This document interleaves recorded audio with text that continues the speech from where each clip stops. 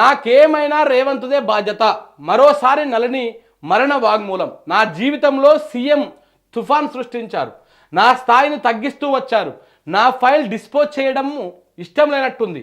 ఈ నవమి వరకు ఎటు తేల్చకపోతే నేను సజీవ సమాధి అవుతాను. నా చెవులతో సీఎం స్టేట్మెంట్ వినాలి. నా ఎమోషన్స్ను అర్జెంటుగా చల్లార్చాలి, లేదంటే బ్రెయిన్ డెడ్ అయ్యేలా ఉన్నది. నేను ఏ రకంగా చనిపోయినా అది ముమ్మాటికి ప్రభుత్వ హత్యనే. నా ఫేస్బుక్ పోస్ట్లే దానికి సాక్ష్యం అని చెప్పేసి మాజీ డిఎస్పీ ఆమె నళిని గారు ఒక స్టేట్మెంట్ ఇచ్చారు.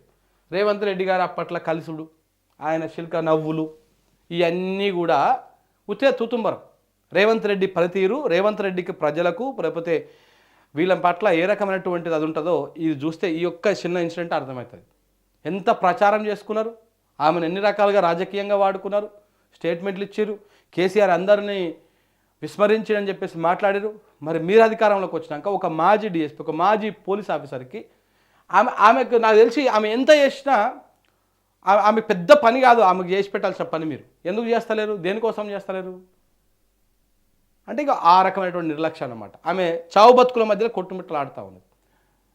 ఆమె నిన్న మళ్ళీ ఒక పోస్ట్ పెట్టింది. మొన్న ఏం చేసిరు, హడావుడి చేసిరు. ఆమెకు పోస్ట్ పెట్టంగానే జిల్లా కలెక్టర్ ఓడు పోయి ఆడ ఏదో హడావుడి చేసుడు ఇదంతా వేసి వచ్చేసారు.